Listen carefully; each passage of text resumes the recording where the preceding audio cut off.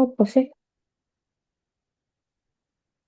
Assalamualaikum warahmatullahi wabarakatuh. Saya Mahira Mumtazah dan rekan saya Stefani Maria Sianturi dari kelas 34701 ingin mempresentasikan tugas besar dari mata kuliah Wawasan Global TIK. Berikut adalah ringkasan data yang kami pilih untuk tugas besar kali ini. Dataset yang digunakan berjudul Sleep Health and Lifestyle Dataset yang memuat informasi mengenai kebiasaan tidur, gaya hidup, serta faktor-faktor yang memengaruhi kualitas tidur seseorang. Data ini terdiri dari berbagai atribut numerik dan kategorikal yang mempresentasikan kondisi kesehatan dan kebiasaan individu. Untuk eh, beberapa fitur penting dalam dataset ini eh, antara lain sleep duration, durasi tidur, quality of sleep, stress stress level, heart rate, physical activity level, age, daily steps, gender, occupation, dan lainnya.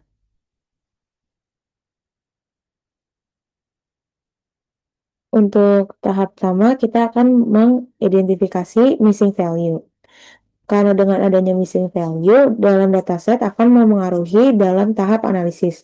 Setelah mengidentifikasi, terdapat beberapa kolom dengan nilai yang kosong, seperti pada fitur sleep duration, stress level, dan heart rate. Untuk menangani hal ini, kami melakukan cleaning dengan menghapus kolom yang memiliki nilai kosong.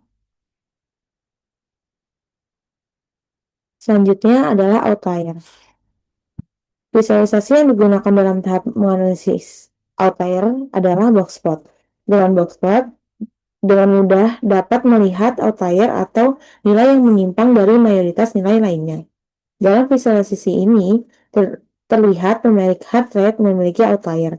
Dengan ini, kita butuh penanganan outlier. Nah, untuk berikut ini adalah penanganan outlier. Ini kita melakukan di tahap ini kita melakukan drop kolom yang tidak relevan pada dataset, mengidentifikasi batas untuk numeric heart rate dan mengganti outlier yang tadi menjadi batas.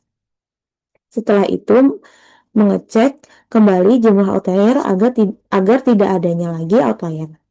Nah, untuk berikut adalah visualisasi setelah melakukan outlier treatment. Setelah melakukan outlier treatment ini sudah tidak adanya lagi outlier. Outlier treatment ini berfungsi agar mencegah distorsi pada analisis.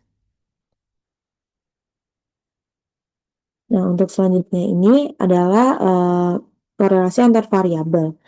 Visualisasi data di atas di samping ini, kami menggunakan model heat map yang menunjukkan korelasi antar variabel dalam dataset setelah beberapa pembersihan dan encoding yang sebelumnya. Warna merah dalam heat map di atas menandakan korelasi positif, biru untuk korelasi negatif. Angka yang tertulis di kotak heatmap ini menunjukkan hubungan antar dua variabel. Semakin mendekati satu atau min satu, semakin kuat hubungannya. Lanjut, untuk visualisasi ini kita uh, menggunakan histogram dan kurva KDE. Kita bisa melihat pola distribusi data untuk masing-masing variabel seperti umur, durasi tidur, kualitas tidur, tingkat aktivitas fisik, tingkat stres, detak jantung, dan jumlah langkah harian dengan lebih jelas. Untuk slide berikutnya akan dibacakan oleh rekan rekan saya yaitu Stefani Maria Sianto.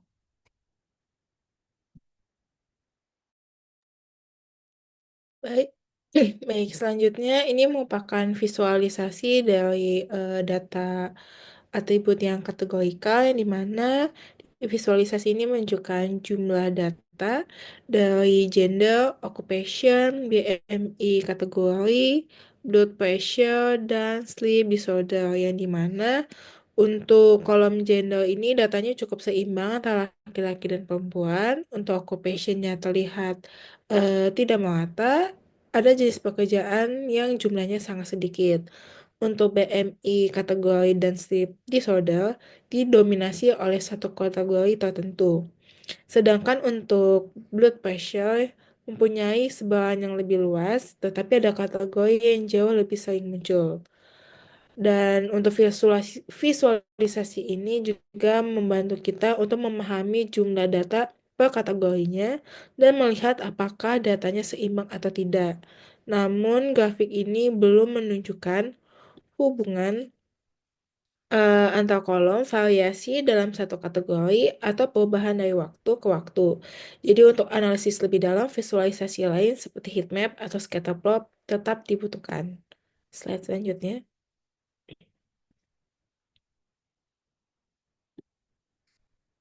Baik, selanjutnya ini gambar visualisasi yang menunjukkan distribusi beberapa atribut numerik yang kami pilih, di mana terdapat sleep duration, daily steps, dan physical activity level cenderung memiliki pola yang bervariasi dan menunjukkan kebiasaan dan gaya hidup yang berbeda-beda pada tiap individunya.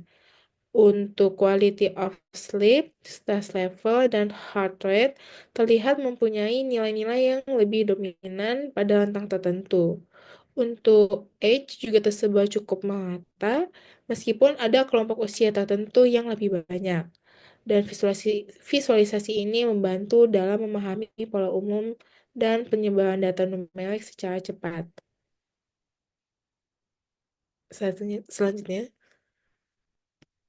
Selanjutnya adalah visualisasi heat map yang menunjukkan korelasi antara atribut numerik yang dapat dilihat bahwa sleep duration dan quality of sleep memiliki korelasi positif yang sangat kuat dengan angka 0,88 yang mendekati angka 1, sedangkan keduanya berkorelasi negatif dengan stress level minus 0,81 dan minus 0,90. Yang dimana artinya semakin lama dan berkualitas tidurnya, semakin rendah juga tingkat stresnya. Selain itu, stress level juga berkorelasi positif dengan heart rate dengan korelasinya 0,76, yang berarti stres tinggi cenderung disertai dengan detak jantung yang lebih cepat. Lalu untuk daily steps cukup berkorelasi dengan physical activity level dengan korelasinya 0,77, yang dimana hal tersebut menunjukkan bahwa orang yang lebih aktif secara fisik memang lebih banyak bergerak. Slide selanjutnya.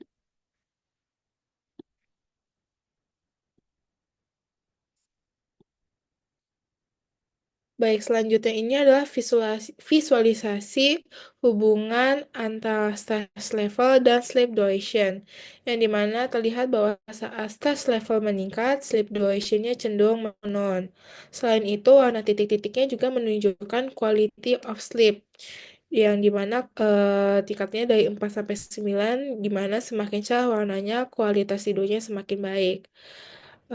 Selain itu, orang dengan yang stresnya lebih tinggi cenderung tidur lebih singkat dan kualitas tidurnya juga menurun. Sebaliknya, jika orang dengan stres rendah umumnya tidur lebih lama dan lebih nyenyak. Selanjutnya. Selanjutnya adalah visualisasi hubungan antara physical activity level dan sleep duration, yang dimana visualisasi ini menunjukkan bahwa semakin tinggi tingkat aktivitas fisik, umumnya durasi tidur juga cenderung lebih lama. Terlihat bahwa kelompok dengan aktivitas fisik di atas 60 itu memiliki durasi tidur yang lebih stabil dan lebih panjang dibandingkan kelompok dengan aktivitas rendah di bawah 60. Yang di situ artinya memiliki arti bahwa aktif bergerak secara fisik dapat membantu seseorang tidur lebih nyenyak dan lebih lama. Selanjutnya. Selanjutnya adalah visualisasi antara heart rate dan quality of sleep, yang dimana hubungan antara dua atribut ini menunjukkan bahwa semakin baik kualitas tidur, umumnya detak jantung cenderung lebih rendah. Di mana violin part ini memperlihatkan bahwa distribusi detak jantung yang lebih sempit dan rendah pada kualitas tidur yang tinggi, di mana nilainya rentang 8-9, dibandingkan dengan kualitas tidur rendah dengan nilai rentang 4-5, yang memiliki detak jantung lebih tinggi dan menyebar. Visualisasi ini juga menunjukkan bahwa detak jantung yang lebih rendah bisa menjadi indikator tidur yang lebih nyenyak dan berkualitas.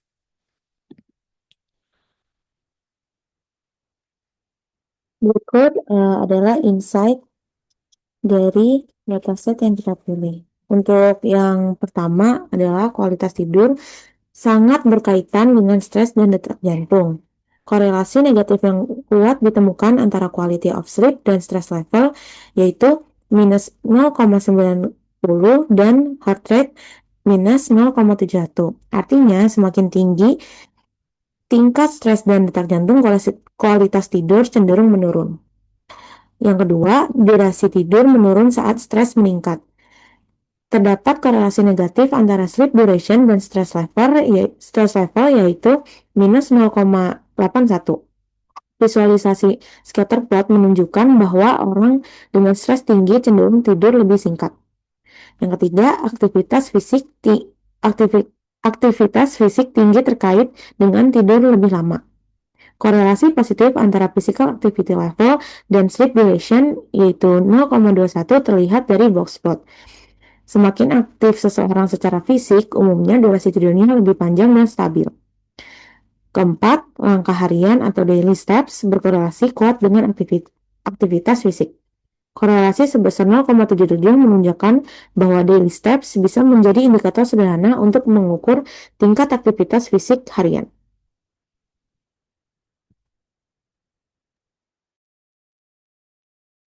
Lalu untuk distribusi data menunjukkan beberapa ketidakseimbangan yang dimana beberapa kategori seperti pekerjaan dan gangguan tidur memiliki jumlah yang tidak merata.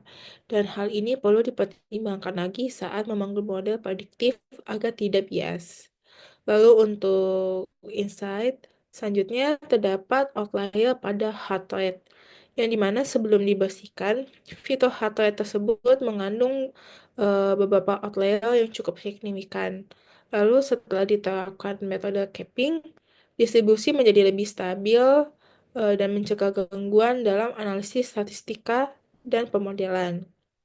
Lalu untuk encoding data kategori juga berhasil mempersiapkan dataset untuk analisis, yang dimana label encoding dilakukan untuk kolom seperti gender, occupation, dan sleep disorder yang dimana itu merupakan data kategori agar bisa digunakan dalam analisis numerik dan machine learning. Berikut adalah kesimpulan keseluruhan dari analisis yang kami lakukan. Analisis menunjukkan bahwa kualitas tidur dan durasi tidur sangat dipengaruhi oleh gaya hidup seseorang, terutama tingkat stres, aktivitas fisik, dan detak jantung.